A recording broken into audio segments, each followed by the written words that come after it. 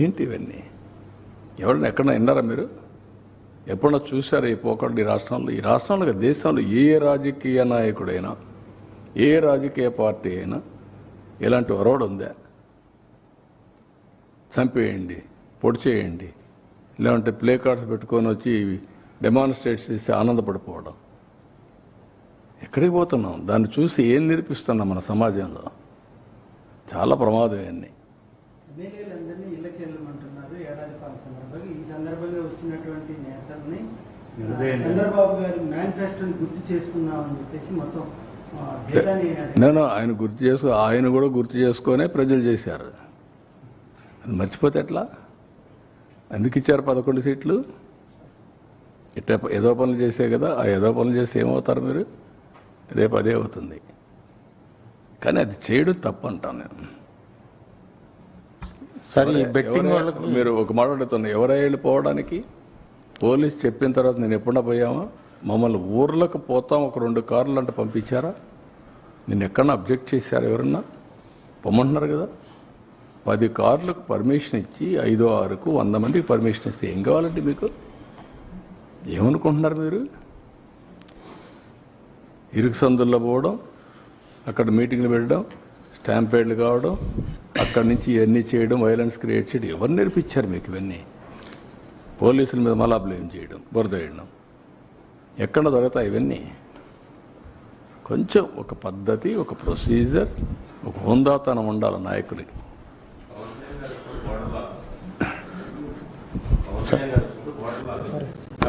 Sir, అరెస్టులు కూడా విషయం. సార్, అరెస్టులు బెట్టింగ్ వాళ్ళకి సీరియస్ గా జగన్మోహన్ రెడ్డి ఒక మాట చెప్తున్నారు. ఉద్దేశపూర్వకంగానే కొంతమందిని పేర్లు సెలెక్ట్ చేసుకుని అరెస్ట్ చేస్తున్నారు అనేది జగన్మోహన్ రెడ్డి. ఎందుకు చేస్తారండి? చట్టం దాని ప్రకారం అది పనిచేస్తుంది. ఉద్దేశపూర్వకంగా ఎందుకు చేస్తారు? ఎందుకు చేయాలి? సార్, మీకు అందరికీ తెలియదా శాండీ ఏం జరిగిందో? తెలియదా మీకు లిక్కర్లో ఏం జరిగిందని? కొత్త అది. అంటే మేము ఏం చేసినా రాజకీయాల్లో ఉన్నాం కాబట్టి ఎవరు దీనిపైన యాక్షన్ తీసుకోవడం ఎటు కుదురుతాయి? కాబట్టి ఇది ఒక పద్ధతి ఉంటుంది, ఏదైనా ఒక జవాబుదారితనం ఉంటుంది. సార్, ఈ బెట్టింగ్ వాళ్ళకి విగ్రహాలు పెట్టడం ఎలా చూడొచ్చు సార్? బెట్టింగ్ వాళ్ళకి విగ్రహాలు పెడుతున్నారు. గంజాయి బ్యాచ్కి, బెట్టింగ్ బ్యాచ్కి, రౌడీలకి, హత్యలు చేసే వాళ్ళకి, అత్యాచారాలు చేసే వాళ్ళకి విగ్రహాలు పెడతారు. అందుకే మీరు ఒకసారి చరిత్రలో కూడా మీరు చూస్తే రాజకీయాలు మారిన తర్వాత ఇప్పుడు కొత్త బ్యాచ్ కొత్త విధానాలు తీసుకొస్తున్నారు. వాళ్లే హీరోస్గా, ఇటు రౌడీజం చేసేవాళ్ళు హీరోలు, ఊర్లో భయభ్రాంతులు చేసేవాళ్ళు హీరోలు, లా అండ్ ఆర్డర్ మెయింటైన్ చేసేవాళ్ళు చేతకాని వాళ్ళు అనే పరిస్థితి తీసుకొస్తున్నారు. బెట్టింగ్ కట్టడం తప్పు కదండి. గంజాయి రాష్ట్రంలో ఎట్టుందండి ఒకప్పుడు? ఇప్పుడు కంట్రోల్ అయిందా లేదా? ఇంకా పూర్తిగా అయిందని నేను చెప్పను. నేను అప్పుడు ఎలక్షన్ అప్పుడు కూడా చెప్పాను, గంజాయి అనేది అడిక్షన్. ఒకసారి అడిక్షన్ అయినాక వాడు మానలేడు, ఆ పరిస్థితిలో ఉంటారు. బట్ ఎక్కడ ప్రొడక్షన్ లేకుండా చేస్తున్నాం, మక్కిలిరగొట్టేస్తామని చెప్తాను, ఈగలు పెట్టాం. ఇంకా చేయాల్సిన చాలా ఉంది. గంజాయి కానీ అదే మన డ్రగ్స్ కానీ ఇప్పుడు ఏంటంటే ఎక్కడన్నా పోతే ఎంత బాధేస్తుందంటే, 3 ఏళ్ళ అమ్మాయి పైన రేప్ చేస్తారా? అరే హ్యూమన్ బీయింగ్, నీ మైండ్ అంత ఖరాబ్ అయినాక నీ మైండ్ ఎట్ట బాగు చేస్తామండి? నేను అడుగుతున్నా.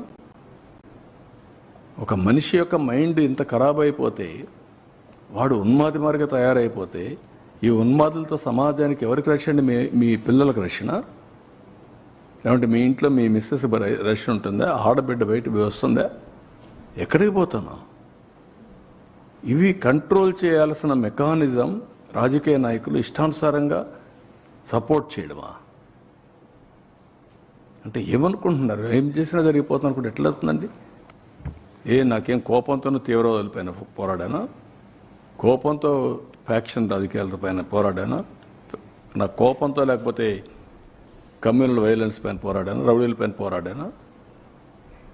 ఆ రోజు వాళ్ళు సెపరేట్, రాజకీయ ముసుగులో ఉండే కమ్యూనల్ ఎలిమెంట్స్ కూడా హ్యాండిల్ చేశాం.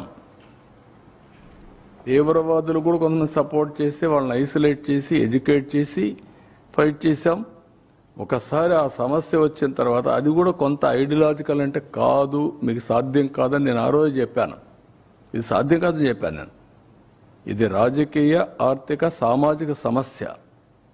దీన్ని మీరు ఒకే దానికి ఇది